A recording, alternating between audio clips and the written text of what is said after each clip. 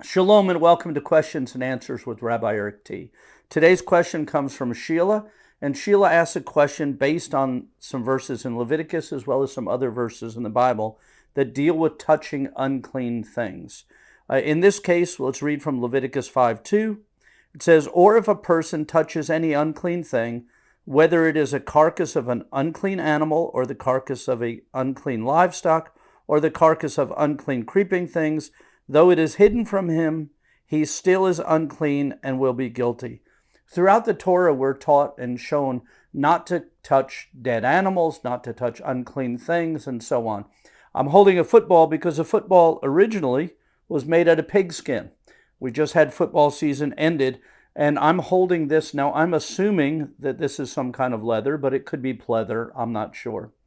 But if I were touching the pig skin in a ball like this, I would be violating the commandment that says not to touch an unclean thing. However, all of the commandments in the Bible that deal with cleanliness issues are connected to being able to go to the tent of meeting, to the Mishkan, or to the temple. You were unclean until evening, or you were unclean for a certain amount of days.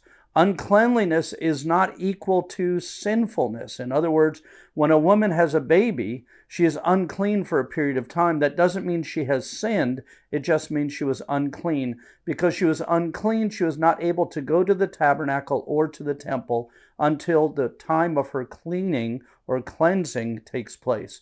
Likewise, touching a football. Today, I am not going to the temple largely because there's no temple standing nor a tabernacle standing. So I can touch this football because I will be unclean until evening, but I do not plan to go to the temple before sundown today.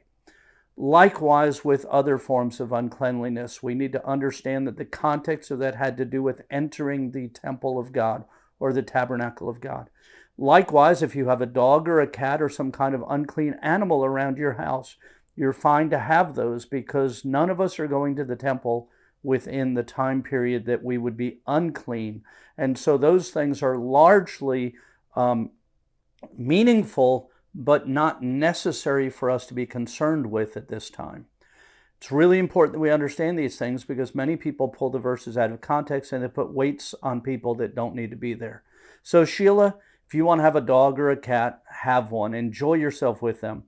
But if the temple gets rebuilt, or if the temple comes down from heaven, or whatever happens in the future where there is a temple, you will have to go through the cleansing ritual to be sanctified and consecrated in order to go into the temple. I hope that this answers your question. If you have a question you'd like to ask, email me at RabbiEricT@britam.org, and I will answer your question in an upcoming video. Thanks again. If this was helpful, please share it with others. And if you haven't already done so, hit the subscribe button and the notification bell so you'll be notified when a new video comes out. Thank you and shalom.